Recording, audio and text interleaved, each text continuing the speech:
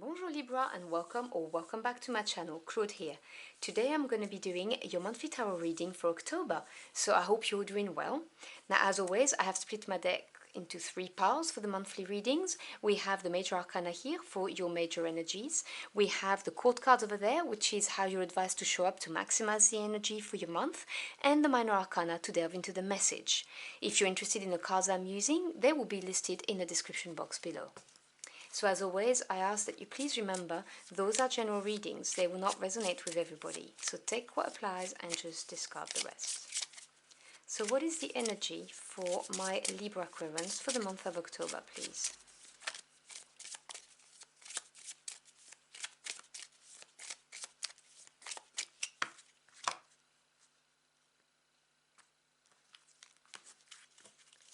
So your main energy is the world. Wow. Major completion, very good energy to see. I'd obviously go through all of the cards when they're all out.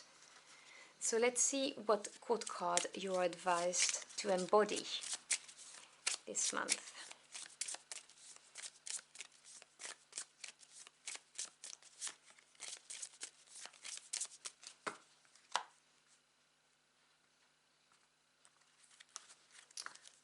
So you're advised to embody the King of Swords. Air energy, so very much your element. And now let's delve into the message.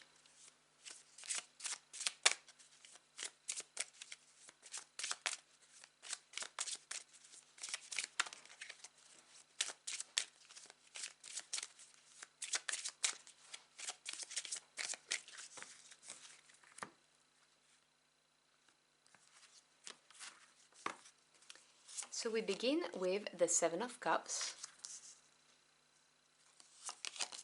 Then we have the Ten of Cups, beautiful.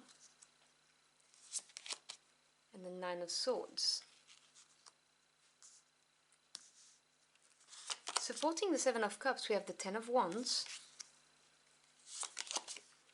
the Two of Swords,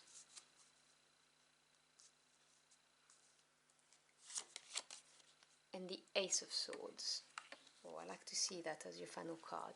The bottom of the deck, which is the energy working behind the curtains that you're not aware of, we have the Four of Pentacles. So let's start with this. The Four represents strong foundations and stability. Pentacles is earth energy, so this is the physical realm. So we're talking here material assets, financial assets, job, careers, business, home life, the building you live in, you know, all that's very practical and tangible. So the Four of Pentacles is being in a place of stability in your material world. You may be stable in your career, you may be stable in your home, you know, you may have purchased your home, you may be stable as a business person, whatever the case may be, or you may have money in the bank, you know, you may have some savings. So this is the energy behind. And your energy for the month is the world. Now, I personally really like the world as an energy because this is the card of completion. This is closing a chapter and having and stepping through the gate and, you know, having a new chapter opening because you've learned all the lessons you needed to. This is a success. Sometimes there's an element also of recognition, but really there is the achievement of having gone through everything and feeling as well as knowing that you've completed this cycle. This is a very positive card. It's like an upgrading, if you see what I'm saying, for yourself. And in order to maximize this energy of, you know, having learned the lessons, feeling successful, moving forward, you're advised to embody the King of Swords. Now, obviously, this is a general readings, no genders attached. We're talking about the energy of the card or the characteristics. And as I said, when it came out, swords is air energy, so this is very much your energy. Now, the king is the master of the suits. He or she represents knowledge, expertise, and the swords representing thoughts, ideas, experience, truths and communication. So the King of Swords, there's people who are very intelligent, very astute. They're also very reliable and loyal and factual. They are not people who are going to make a decision based on their heart or a sudden urge, passion, or desire. This is somebody who's going to analyze the facts and reflect upon them to make the decision. There is a great element of fairness and of having all of the data that you need in order to make a decision. And the King of Swords has extreme clarity. They see things for what they are and people for what they are. And because of this, they make very sound decisions, because it's not based on something that's flippant, like our emotions, for instance. Not that we all have flippant emotions, but you know what I'm saying. You know, sometimes when we talk about the dichotomy between listening to your heart or listening to your head, right? Well, the King of Swords, they listen to their head. Oops, and I just throw my card. But remember, this is, you know, what you are advised to embody. And I'm not surprised to see the King of Swords here, because with the world, which is, you know, going through the portal, being successful, having learned the lessons, this comes from acquiring knowledge and experience, which is what the King of Swords also represents. You know, this is somebody who's very confident in their knowledge and experience, and someone who has the power to reflect upon facts and things that have happened to them. So we have the Seven of Cups and the Ten of Wands. So the Seven in Tarot represents self-evaluation, analysis. You know, when you're faced with your experiences and you analyze, and then you gain the confidence to move forward. So this is water energy. We're talking feelings and emotions here. And the Seven of Cups talks about having several opportunities or offers or doors opening in front of you and assessing them. You know, trying to find out which one's going to bring you happiness. And it's supported by the Ten of Wands, and 10 is completion. And obviously I was not surprised to see a 10 coming up with the world, because the world in itself is a completion. Bigger energy though. But the Ten of Wands talks about feeling burdened, because Wands represents the fire energy. So it represents, you know, passion, desires, your spirit. And it represents having given a lot to something, so a project, a relationship, a business, your career, whatever the case may be, and, you know, feeling burdened by it now, and you know, wanting to drop this. And so, you know, you may be looking at different offers because you want to drop whatever it is that you were working on before, or that you were involved in before. You know, there is this idea of successfully dropping the burden though, because you have your 10 wands, but there is definitely this notion of being exhausted and looking at your options. And so, you know, I can see why we would be exhausted when we have the world coming here, because the world is, I've learned all of the lessons, and there may have been some tough and challenging lessons, sorry.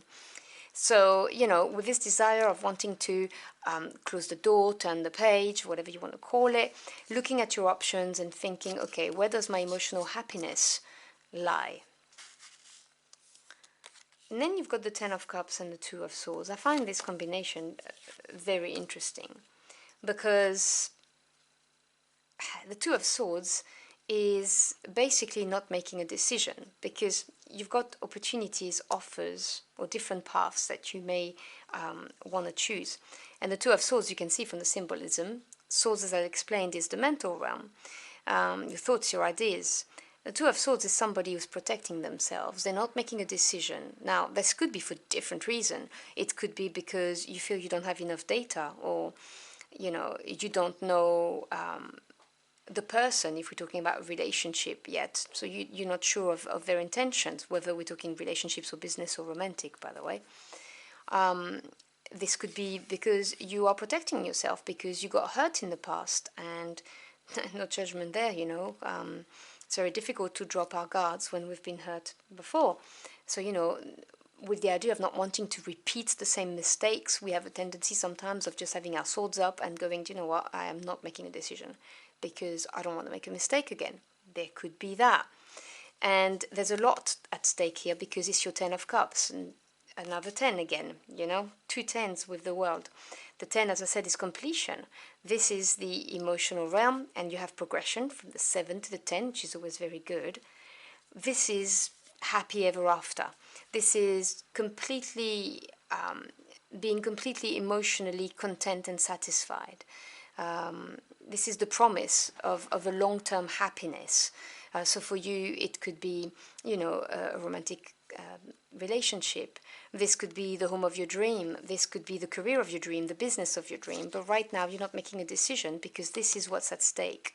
And, this is of a concern to you because you are looking at this from a perspective of, I want to build my stability in the physical realm, but I don't know how to move forward. I'm closing out a chapter, closing a door, and I'm not sure what to do. I have several options, several paths, and really, this King of Swords here is someone who's got ultimate clarity. And I'm picking him up again because you've got the Ace of Swords right here.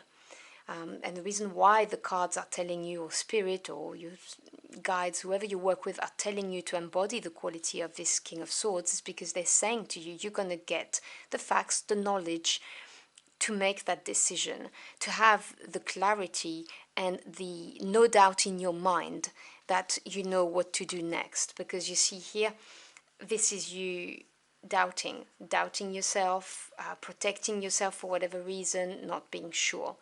And obviously this leads you into the state of the Nine of Swords, and 9 being achievement in the realm of the thoughts. The achievement is overthinking to a point of stress and worry, of not being able to stop thinking about a situation. It's like having scenarios in your head and imagining what's going to happen, if you choose this cup or that cup. Do you see what I'm saying? But this is clarified with the Ace of Swords, and I love to see the Ace of Swords here because this is the card that breaks you free from this Nine of Swords. It pierces through. The Ace of Swords, obviously the Ace represents the origin of the suit, but they also represent the potential of it. And the potential of the suit of swords is ultimate clarity, which you have as the King of Swords right here.